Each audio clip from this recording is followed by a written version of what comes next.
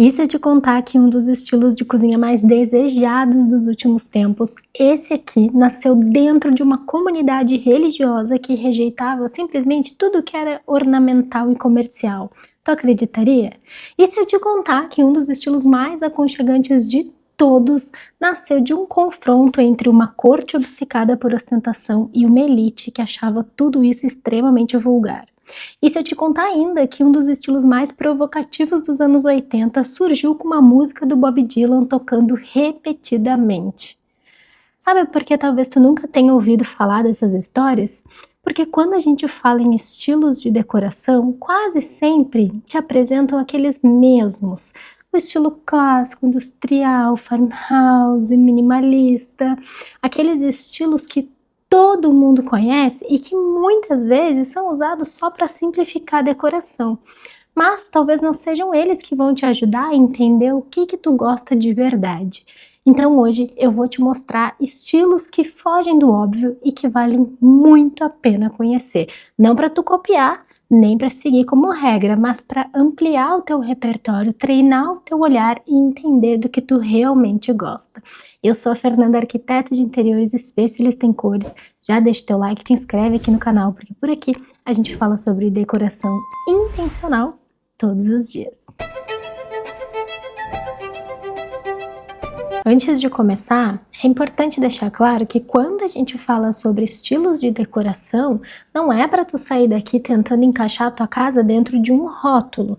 Na verdade, é o contrário. Quanto mais repertório tu tem, menos refém tu fica de uma fórmula pronta.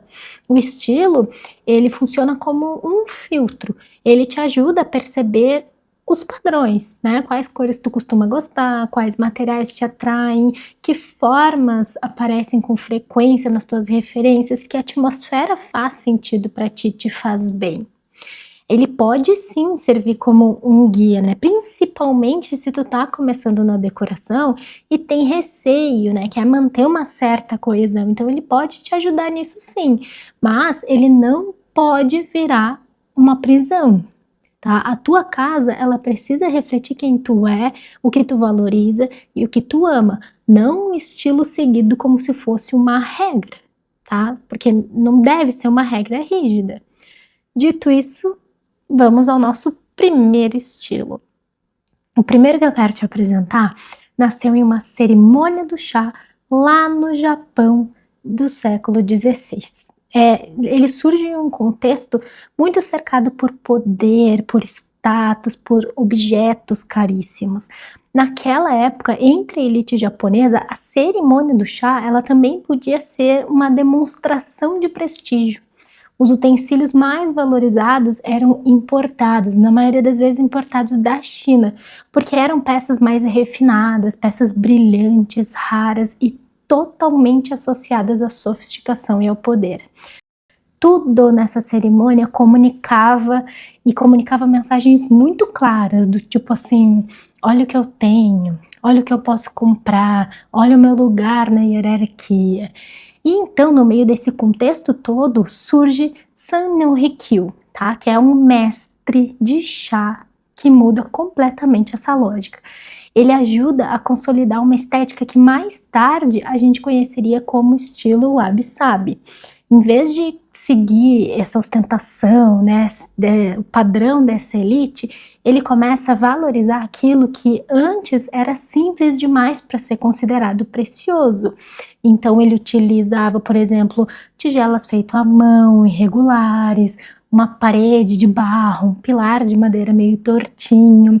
Ele criou um espaço pequeno, silencioso, quase vazio. Talvez essa seja uma das características mais bonitas do wabi-sabi, porque a beleza ela deixa de ser uma exibição de poder e passa a ser uma experiência de presença.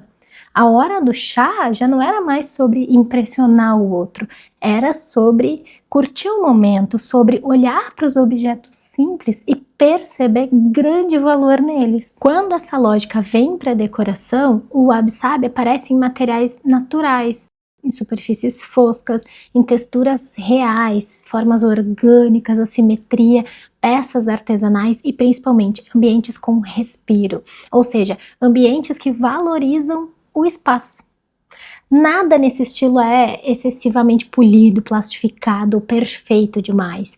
Muito pelo contrário, a madeira ela expõe os veios, a cerâmica a cerâmica começa a aparecer com pequenas irregularidades, o tecido é natural, é rústico, tudo é mais honesto, porque os objetos nesse estilo eles não precisam parecer recém-saídos de lojas, de vitrine para ser sofisticado. Entende? E as cores também, elas acompanham essa mesma lógica. São cores inspiradas na natureza, então a gente encontra tons como argila, off-white, verde acinzentado, no geral tons minerais e também muitos tons de barro. É uma paleta muito natural, mais crua, mais discreta. No acabamento, o Wabi Sabi prefere também tudo que é honesto, então madeira natural, pedra, barro, cerâmica, fibras naturais e superfícies na maioria das vezes, sim, em grande maioria, sempre opacas, tá? Então ele é totalmente o oposto daquela casa onde tudo parece novo demais, brilhante demais, perfeito demais, né? Uma referência muito boa para entender bem essa estética é a casa de chá Tai An, que é atribuída ao próprio Sun Hikyu, né? Então ela é pequena, ela é simples, ela é feita com materiais naturais e ela materializa muito bem essa ideia de retirar os excessos para o espaço ganhar presença. É uma referência muito interessante, né? Não é um ambiente que foi criado para o luxo, que foi criado para impressionar, é um ambiente criado para fazer a pessoa desacelerar. Então, se tu gosta dessa estética e tu quer aplicar na tua casa, tu não precisa transformar a tua casa em uma casa japonesa. O caminho é entender a lógica por trás do Wabi Sabi. Tu pode fazer, por exemplo, criar uma atmosfera parecida com uma parede mais texturizada, com uma peça de cerâmica feita à mão, madeira, linho, algodão, tons terrosos e, claro, né, menos excesso visual, porque no geral são ambientes muito leves, quase silenciosos, que valorizam a imperfeição dos materiais, mas justamente por isso tu precisa tomar cuidado, porque a imperfeição no Wabi Sabi não é abandono, tá? Não é uma parede mal acabada que foi feita de qualquer jeito, móvel quebrado, casa largada. Não, não é parecendo descuido. A imperfeição que é valorizada nesse estilo, ela vem da honestidade dos materiais, tá? E não da falta de cuidado. Nosso próximo estilo surge no século XVIII, quando uma mulher chamada Enli, incomodada com a igreja tradicional e com a sociedade que era muito presa à vaidade, ao poder e aos excessos, decide simplesmente seguir um caminho radical e começa a liderar uma comunidade religiosa baseada justamente no contrário, na simplicidade, na disciplina, na vida coletiva e na rejeição aos excessos do mundo material. A Enli e seus seguidores, eles faziam parte de um movimento chamado Shaker. E o curioso é que séculos depois, essa mesma comunidade daria origem a uma das estéticas mais desejadas da decoração atual, o estilo shaker. Para os shakers, a casa não era um lugar para ostentar, muito pelo contrário, era um lugar muito focado em organizar a vida. Então o móvel, ele precisava servir. Uma cadeira, por exemplo, ela precisava ser leve, ser resistente e também fácil de pendurar na parede na hora da limpeza. Então, assim, se algo não ajudava na praticidade da vida, não tinha lugar ali, não tinha motivo para estar ali. E tu consegue reconhecer o estilo shaker pelas linhas, pelos móveis de madeira, pelos poucos ornamentos e, claro, pelas portas dos armários emoldurados. Sabe aquela porta que hoje é muito utilizada nas cozinhas, que tem uma moldura assim ao redor? Pois é, esse desenho ele ficou fortemente associado justamente a essa comunidade religiosa. E sabe por que essas molduras elas eram muito usadas por eles? Porque elas tinham uma função estrutural. A madeira, gente, ela dilata e contrai. Então, se a porta fosse uma peça única de madeira, assim, totalmente lisa, ela poderia empenar, poderia deformar, poderia rachar com muito mais facilidade. Então, essa moldura, ela ajudava a manter a porta mais estável, mais durável. Claro que hoje a gente usa esse desenho como um adorno, né? Porque a gente acha bonito, mas para eles não era enfeite, era construção, era algo estrutural, né? Outra coisa muito interessante é que os shakers, eles tinham um sistema de ganchos de parede que era quase como se fosse uma régua contínua, que eles usavam justamente para pendurar roupas, objetos do dia a dia e as cadeiras na hora de limpar a casa. Pensando nisso, eles inclusive redesenharam todas as cadeiras, todas as cadeiras da época, né, para que elas fossem mais leves, mais funcionais e que pudessem ser penduradas. Então, esse refinamento, ele deu origem à cadeira estilo shaker, que é uma das peças mais influentes do design e que serviu como base para muitas das ideias que depois apareceriam no minimalismo escandinavo. Entende? Outra coisa muito característico deles é a paleta. A paleta desse estilo é muito equilibrada. Os shakers usavam muitas tintas naturais, então elas eram feitas à base de terra, de leite, de óleos vegetais.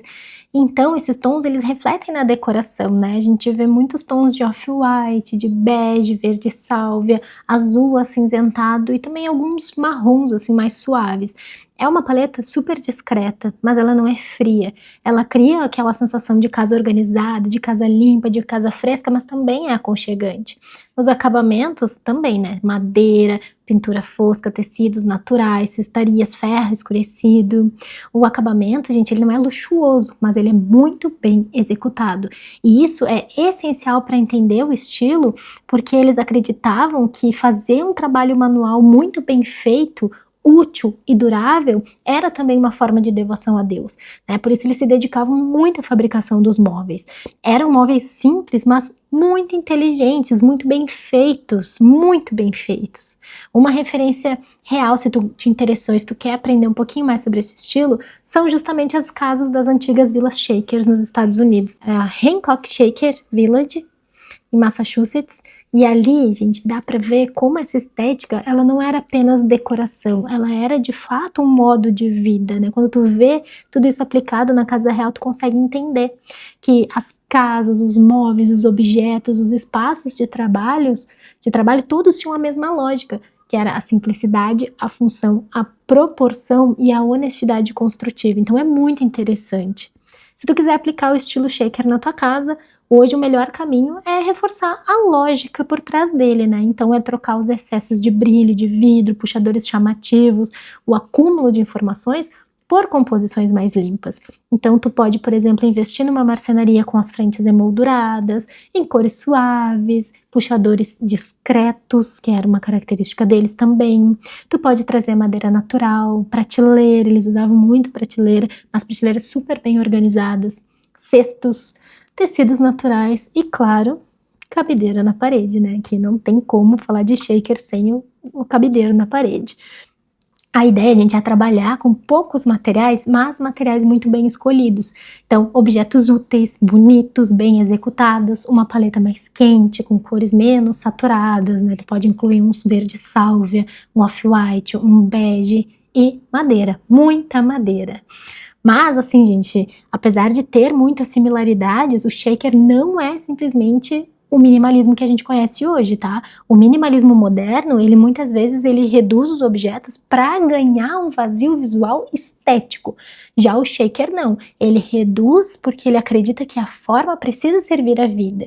Tá? Então é um design focado na utilidade, na ordem e, claro, né, no propósito de cada peça no dia a dia. O nosso próximo estilo surgiu como uma resposta inglesa ao espetáculo francês. Vou te mostrar agora o meu queridinho, o estilo inglês. Historicamente, a França e a Inglaterra sempre foram rivais, né? Isso todo mundo sabe. Só que essa rivalidade, ela não aparecia só no campo de batalha, ela aparecia também na arquitetura, no comportamento e na decoração. Na corte de Versalhes, por exemplo, especialmente ali sob os reinados de Luís XIV, Luís XV e Luís XVI, a decoração era uma ferramenta de espetáculo mesmo. Tudo ali era pensado para impressionar. Então, os salões, os espelhos, aquela quantidade gigantesca de dourado, a simetria, né, os tecidos luxuosos, tudo ali comunicava poder. Só que muitos nobres ingleses olhavam para aquela teatralidade francesa e viam ali um excesso quase que vulgar. Para eles, aquele brilho todo parecia uma tentativa desesperada de provar uma importância. E para se diferenciarem dessa estética de exibição, os britânicos foram consolidando uma ideia muito poderosa. O verdadeiro poder não precisa ser anunciado, ele apenas existe. E essa mentalidade é o que ajuda a explicar muito do estilo inglês. Enquanto os franceses criavam aqueles salões simétricos, né, dourados, quase intocáveis, os ingleses construíam ambientes com livros, com cães deitados perto da lareira, tapetes sobrepostos para espantar o frio, poltronas gastas pelo uso, estampas florais que traziam o jardim para dentro de casa e objetos que foram acumulados ao longo de muitas gerações. O aconchego inglês, ele nasce muito dessa ideia de permanência. Então, manter a mesma poltrona por 100 anos poderia, na verdade, comunicar muito mais status do que comprar um móvel novo e reluzente. Então, eles acreditavam que era quase como dizer assim, enquanto alguns precisam comprar coisas novas para provar que tem dinheiro, a minha família já tinha essas terras, esses móveis, essa casa, muito antes de tudo isso. Não fui eu que conquistei, minha família já vem, é uma linhagem, sabe? Então, por isso, uma poltrona de couro Chesterfield, por exemplo, gasta, riscada ali pelas unhas dos cães e com aquele brilho fosco de tanto uso, né, de anos e anos de uso acumulado, ela poderia valer muito mais dentro dessa lógica do que um móvel que, por exemplo, impecável, recém-saído da marcenaria. Porque aquilo, de certa forma, comunicava uma coisa que dinheiro nenhum pode comprar: o tempo. E aí que vem uma das bases mais fortes do estilo inglês. A casa, ela não precisa parecer nova, ela precisa parecer vivida. Por isso que eu adoro esse estilo. Eu gosto dele também porque visualmente ele é um estilo muito rico em camadas. Ele tem marcenaria escura, tem painéis de madeira, tem estantes de livros do piso ao teto, tem muitos abajures, cortinas assim bem generosas e uma presença muito forte de estampas, floral, xadrez, listras, tudo isso com tecidos encorpados e tudo convivendo no mesmo espaço ao mesmo tempo. Eu acho isso muito legal. As cores são mais densas, são mais profundas, são super aconchegantes. O estilo inglês, ele traz o verde musgo, o vermelho escuro, o azul fechado, terracota, mostarda, marrom, sempre combinando com o tom quente das madeiras. Por exemplo, mogno, carvalho, nogueira, essas são as madeiras que a gente mais encontra nesse estilo. E isso também, gente, tem muito a ver com o clima. Em um país onde o céu passa grande parte do ano cinzenta, e a luz natural tende a ser mais fria, essas cores profundas e aquecidas pela madeira e pela iluminação mais baixa dos abajures criam uma sensação imediata de abrigo. Se tu te identifica com esse estilo e quer trazer um pouco dessa atmosfera para tua casa, começa pensando na lógica. A lógica dele é camadas, memórias, profundidade. Tá? Então tu pode, por exemplo, escolher uma paleta mais densa, uma paleta mais fechada com tons mais profundos, pode incluir madeiras quentes, madeiras um pouco mais escuras, né, média escura. Pode usar também muitos abajures, né? Não ficar dependendo só da luz do teto, isso é uma característica muito forte no estilo. Trazer estampas, muitas estampas, misturar diversos tipos de padronagem. Pode valorizar as peças antigas, trazer teus livros para decoração e principalmente permitir que a tua casa pareça vivida. O único cuidado que eu teria com esse estilo é em tentar reproduzir ele em um contexto que não conversa muito com essa profundidade.